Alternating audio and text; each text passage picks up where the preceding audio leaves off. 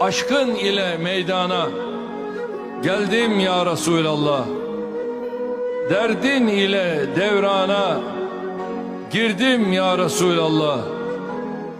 Zikrullah'ın asarı terk ettirir ağyarı. Aşıkların hemyarı gördüm ya Resulallah. Lütfundur her dem ona, kim gide haktan yana.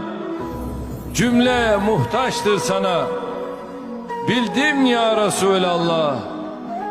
Baş açık, sine üryan, gözyaşlı, ciğer büryan.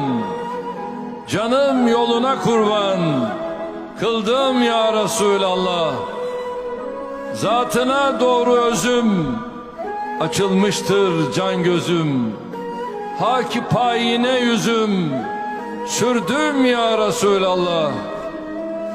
Kalp bir özge kân imiş, zatında bürhan imiş, vüslatta mihman imiş. Duydum ya Resulallah.